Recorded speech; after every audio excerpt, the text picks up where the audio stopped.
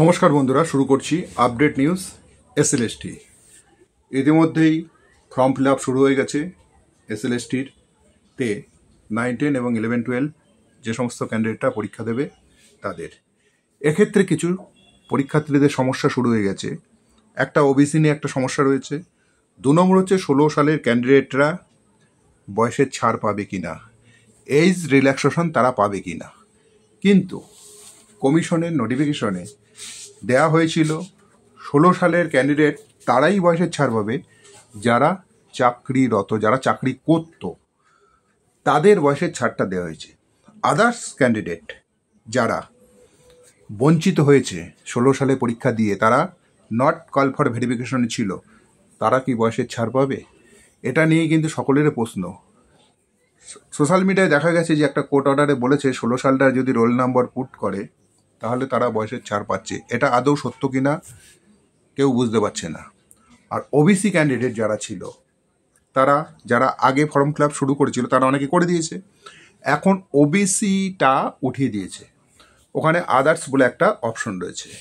এখন ওবিসি ক্যান্ডিডেটদের মধ্যে একটা চিন্তায় পড়ে গেছে তারা যাদের বয়স 40-এর উপরে হয়ে গেছে, ওবিসিদের 3 বছরের ছাড় হয়, 43 বছর পর্যন্ত ওবিসিরা অ্যাপ্লাই করতে পারে। ওদিকে এসটি এসসিরা 5 বছরের ছাড় পায়।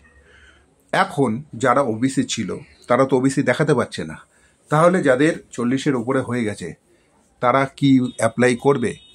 500 টাকা একটা বেকার ছেলের কাছে কিন্তু অনেক। যে ধরুন দুটোতে অ্যাপ্লাই করবে, 9, 10 এবং 11, 12-এ তার 1000, আর অনলাইনে অ্যাপ্লিকেশন করতে গেলে 50, 100 টাকা, প্রায় 500-600 টাকা এক একজনের খরচা এক একটায়, তাহলে দুটোতে 1200 টাকা।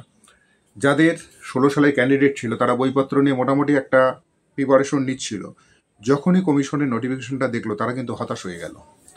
তারা কি করবে? অনেকে বইপত্র বিক্রি করে দিয়েছে পাল্লা দেয় ওজন হিসাবে। অনেকে এখনও ভাবছে হয়তো কমিশন তাদের কিছু করবে। এদিকে সময়ও কিন্তু আর বেশি নেই, 14 জুলাইয়ের মধ্যে ফর্ম ফিল আপটা কিন্তু শেষ করতে হবে।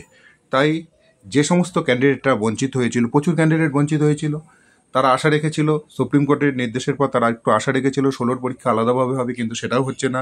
16দের সাথে নতুনদের গুলিয়ে দেওয়া হচ্ছে। তাই এই বিষয়টা যদি কমিশন আবার একটু ক্লিয়ার করে দেয়, 16-র ক্যান্ডিডেটরা যারা চাকরি করতো তারাই বসতে পারবে, আদার্স কেউ বয়সের ছাড় পাবে না। কেননা 10 বছর আগে পরীক্ষা হয়েছে।